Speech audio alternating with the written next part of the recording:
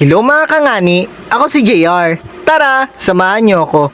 Diyan nga ni pala ay naka-uniform na nga ni ako at mukha pa rin akong tanga no. Parang ikaw lang nagtatanga-tangahan sa kanya.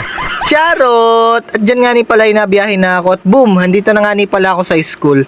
At dito nga ni pala ay nakamas na nga kami at tinatay nga ni namin yung mga kaibigan namin. At ayan nga ni, humingi lang nga ni pala ako ng face mask dyan dun sa kaibigan ko kasi nga ni wala nga ni akong face mask dyan. At dyan nga ni pala ay paakyat na nga ni kami at papunta nga ni pala kami dito sa computer lab. Gawa ng dyan nga ni kami magkaklase. Ang subject nga ni pala namin ay ethics at meron nga pala kami ditong debate. At dito nga ni pala ay naka-face mask na ako at binidyo ko nga pala yung mukha ko dyan kasi sobrang gwapo ko nga ni pag naka-face mask. O, taas ang kamay dyan ang mga gwapo pag naka-face mask at saka mga ganda pag naka-face mask. Wala lang, naalala ko kasi nung pandemic, pag naka-face mask ka, tapos pag nagtanggal ng face mask, wala na, pangit na. At yan nga ni pala yung mga klase ko. O diba, mga pangit din. Charot! Sana hindi nyo ito mapanood para hindi kayo magtanim ng sama ng loob sa akin. At dyan nga ni pala yung nagsisimula na yung debate. Taas ang kamay dyan ng mga bida-bida pag magde-debate na. At isa na ako doon. Ang sarap kasing makipagtalo, di ba? Sayang wala kasing nag-video sa akin na nakikipag-debate ako eh. E di sana nakita nyo kung paano ako makipag-debate.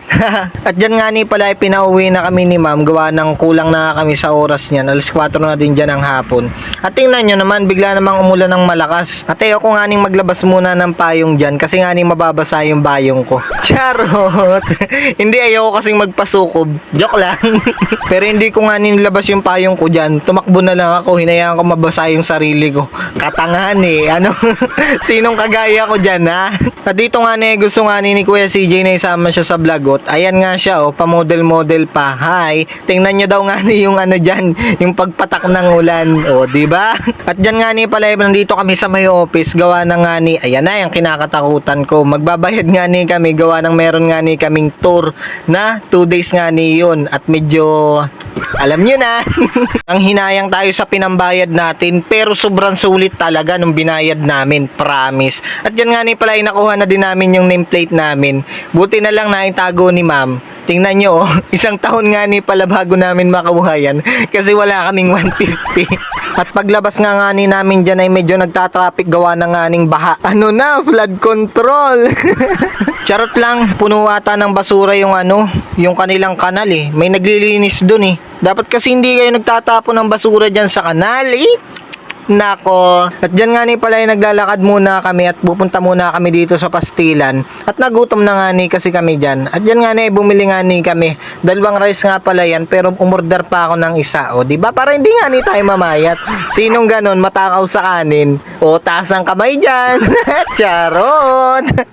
At dyan nga pala naglalakad nga kami papunta naman nga kami sa may Bay Park at tatambay muna nga kami saglit dyan. At ayan, nandito na nga kami.